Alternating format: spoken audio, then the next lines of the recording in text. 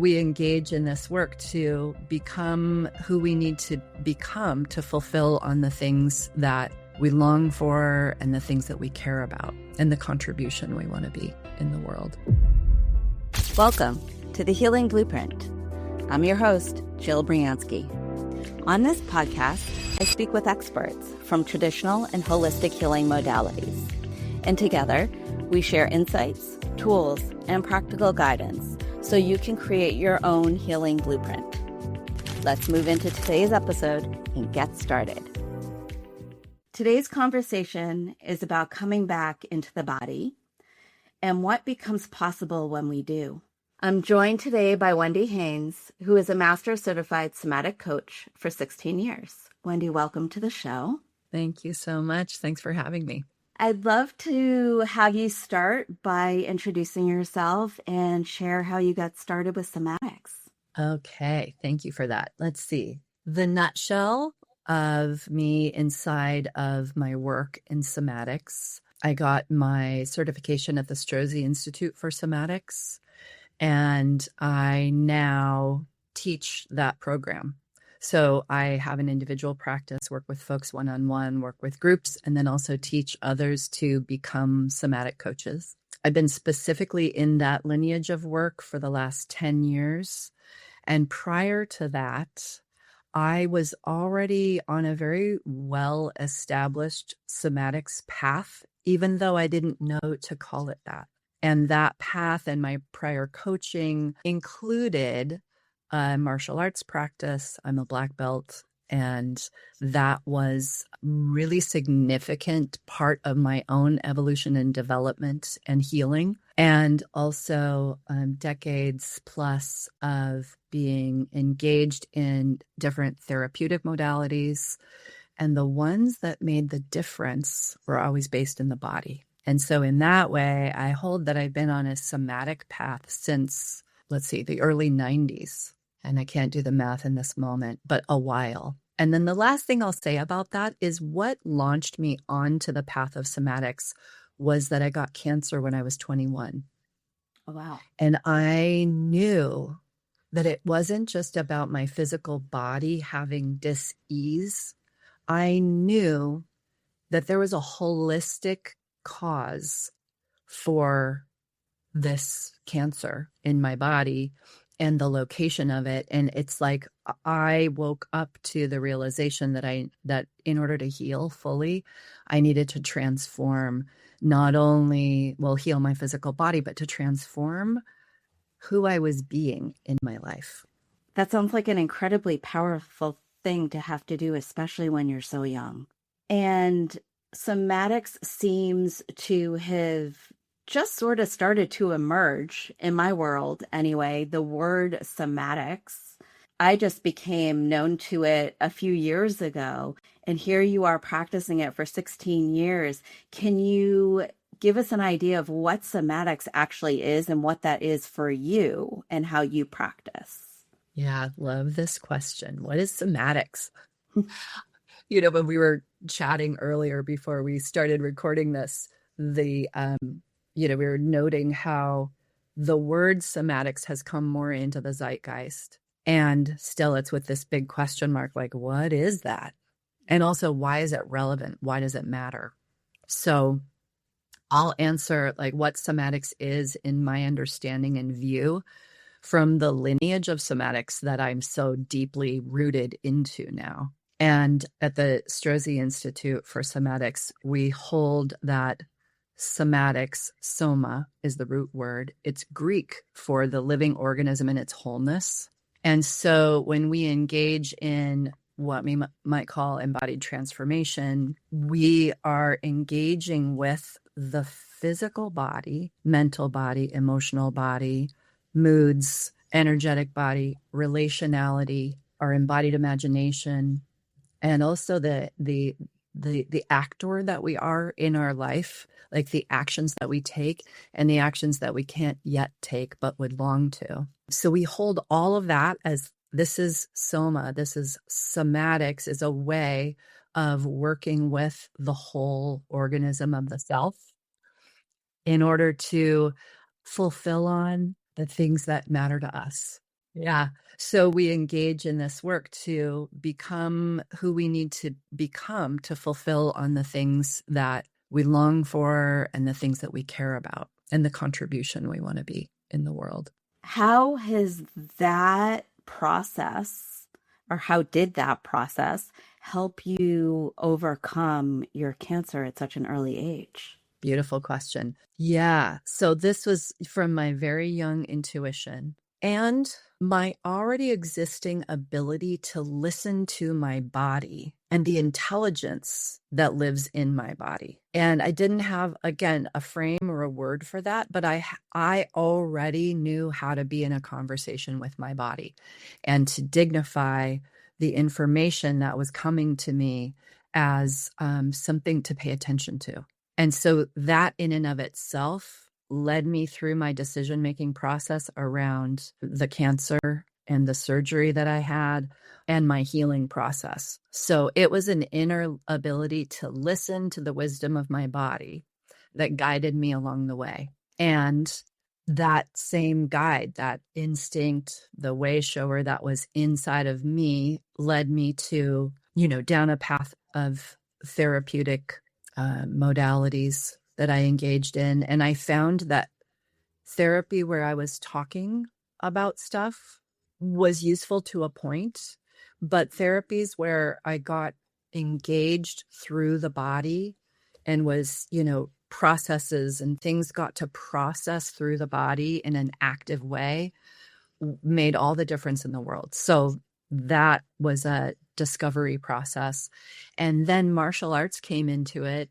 Again, maybe divine choreography, maybe my own wisdom leading me there, probably a combination of both. Mm-hmm. But martial arts was a way for me to move from being more in the shape of a victimized person and into an empowered version of myself that had a sense of centered power. And that broke a dynamic of my early childhood that ultimately culminated in my having cancer, in my felt sense about it.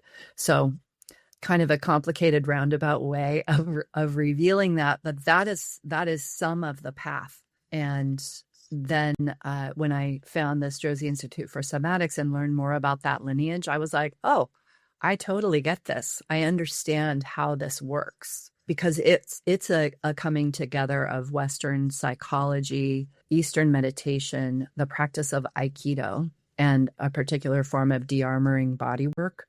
So it's like this way of working through the tissues to de-armor the ways that, we naturally armor up in our life and to liberate more aliveness, ultimately.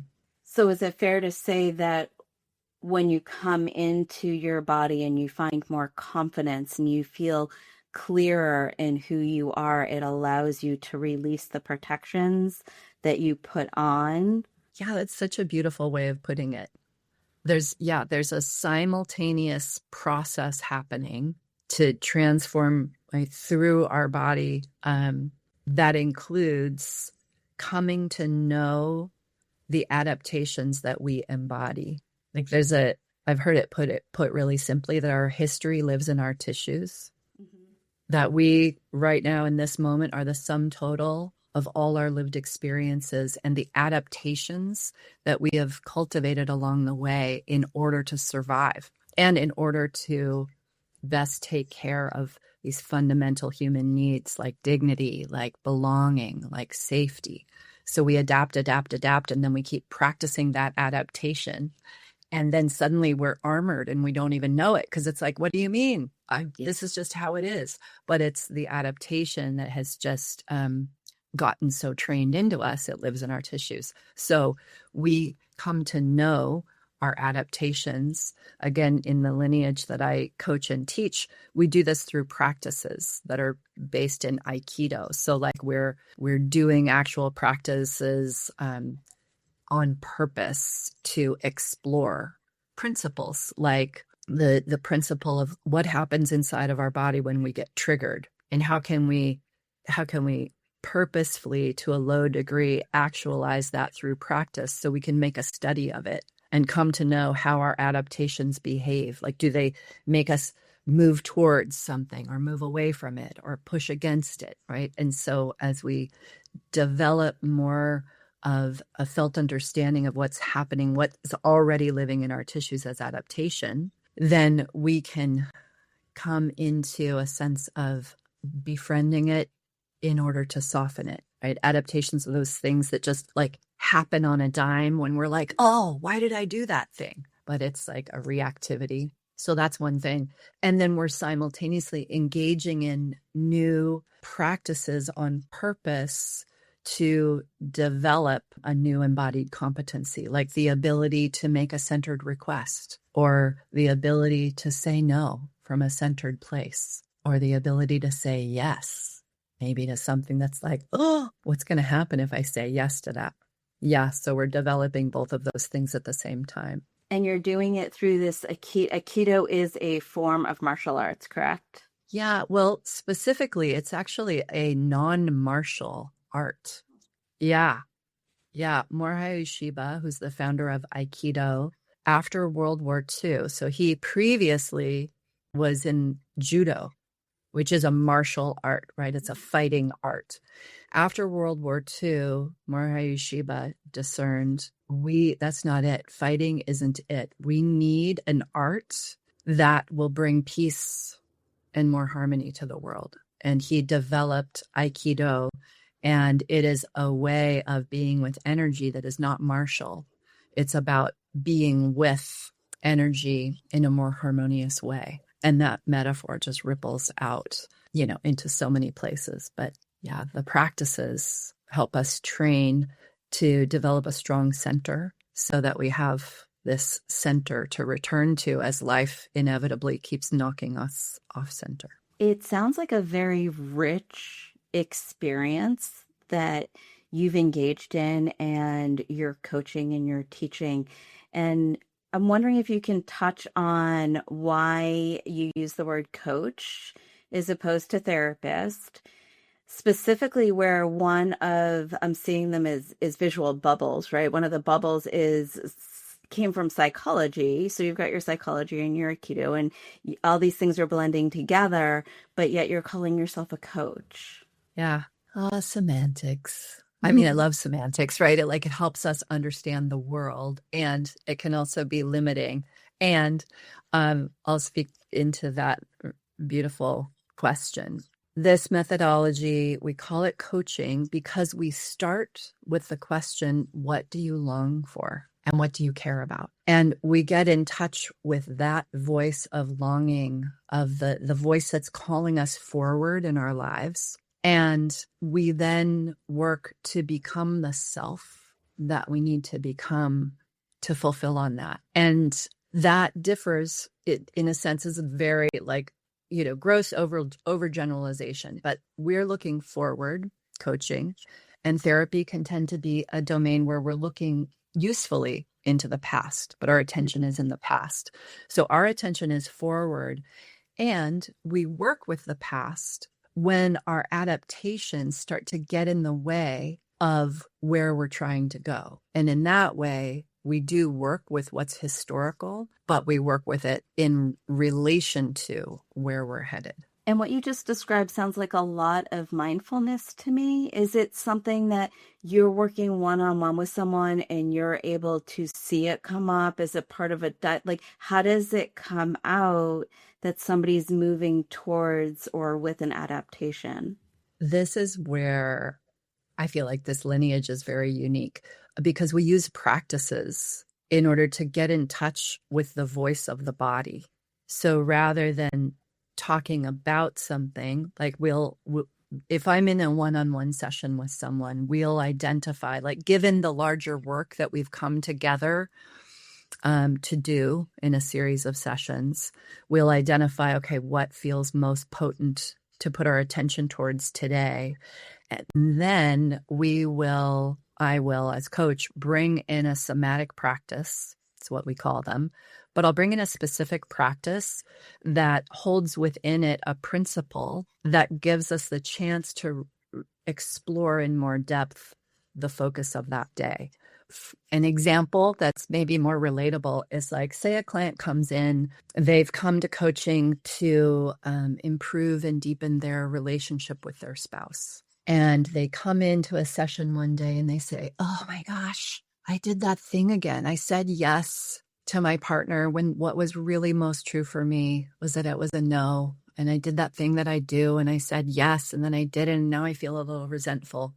I'd love to focus there, right? So something took over and overrode the true response. And in that case, I might bring in the option of, well, we could do a practice to explore what it's like to say no from a centered place. Or we could do a practice that brings in that very question that your spouse asked you, that you said no to, or yes to when you really meant no, or when you really wanted to say no. I'd say feel into that. Like, what's your sense of what would serve our exploration today? Client might go, oh, I don't know. There was a particular resonance with that second one. Great. So already we're listening to the voice of the body in the decision-making process. And then we would engage in a practice that would literally let us slow down and zoom in on that reaction in order to gather more information and build more awareness of the reactivity, in order to ultimately build the ability to carve out a wider range of choice in the face of pressures that might have us react rather than choicefully respond. As I'm listening, I'm wondering if it's fair to say that you use the mind-body connection starting from the body and moving into the mind, as opposed to starting from the mind and moving into the body? Or do I have that wrong? Well, I feel like it's all true. It's all true.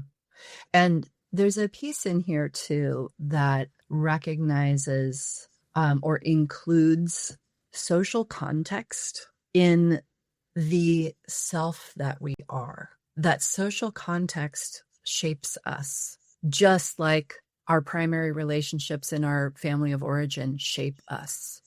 That social context, which can include things like the systems that we all live inside of. It can include, right, the forces of oppression that we're all navigating inside of all the time, whether we're aware of them or not, right? Gender norms, normativity, gender norms, racism, so many of these conditions that we live inside of, classism, shape and inform who we are and how we react or respond.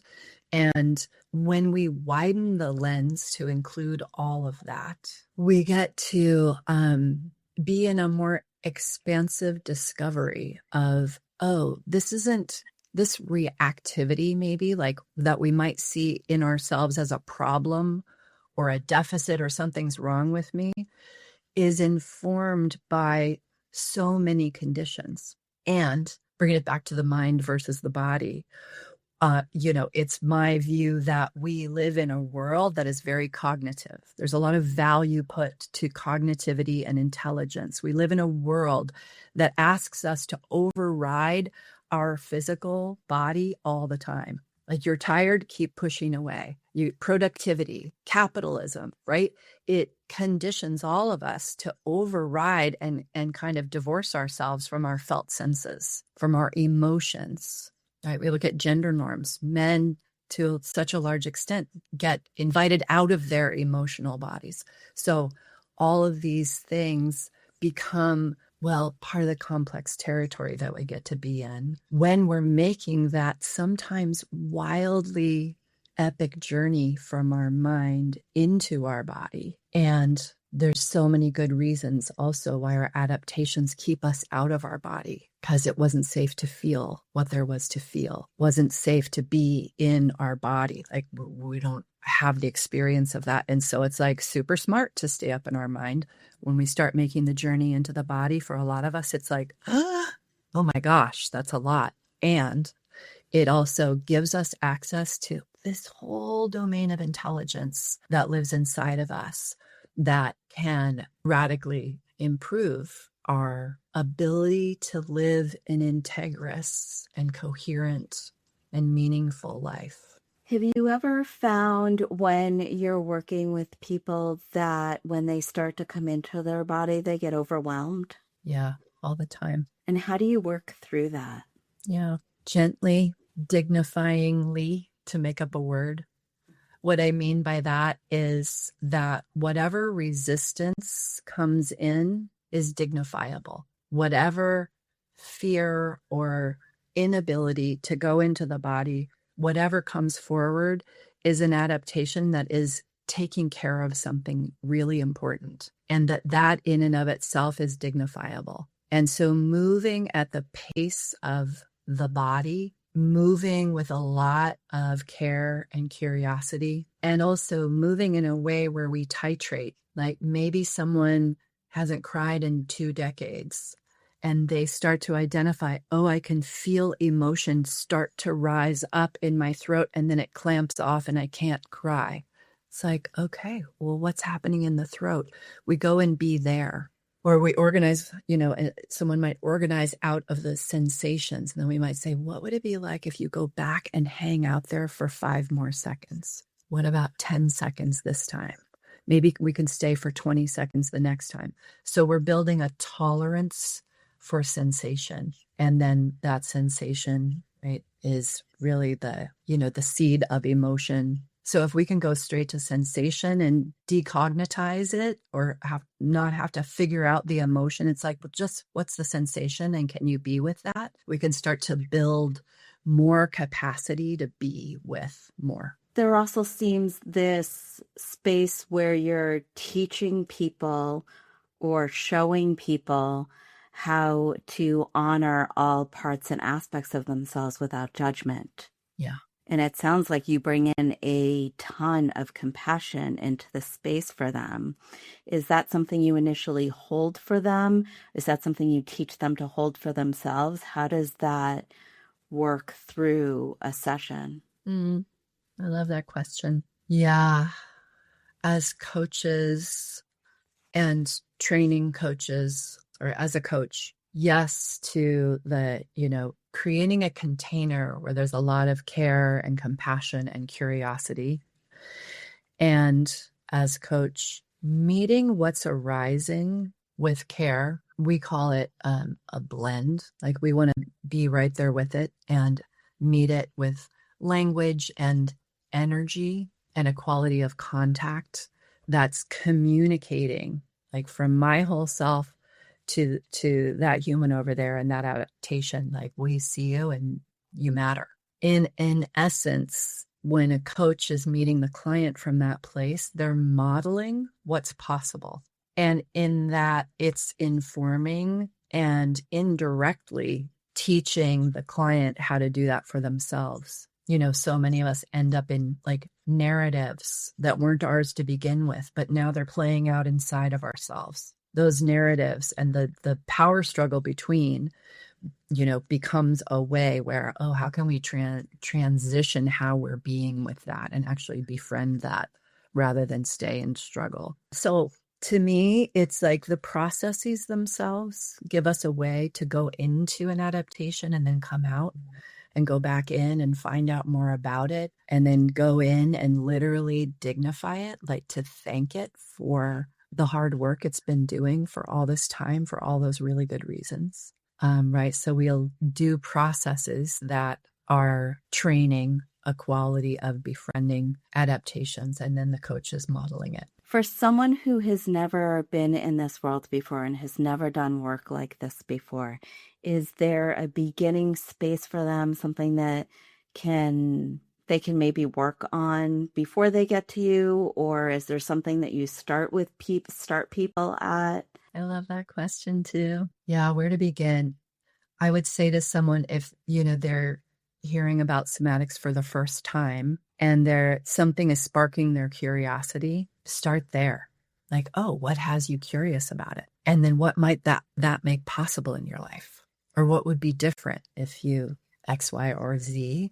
So again, that spark is like where we start and then keep following that thread. Another place this is kind of low-hanging fruit. If you're curious about somatics, look to where you are already in some kind of practice in your life. Like maybe you have a meditation practice, or maybe you have a yoga practice, or maybe you have a I walk my dog every morning practice. And you could look to spend time on purpose inside of you as you engage in that. Not as a, I'm here to do yoga to work my body out, but inside of this practice, what information is my body giving me in the form of sensation, or maybe images, or maybe knowings, wonderings, emotions, moods, just to start to go, oh, there is a conversation that is always happening, and I haven't been listening to half of it because I just haven't known how. So what's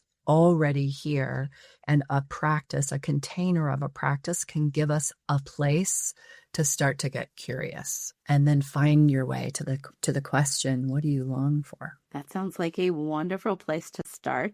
And I want to thank you so much for this conversation. If someone wanted to work with you or is more curious about Strozzi Institute, how can they get in touch with you?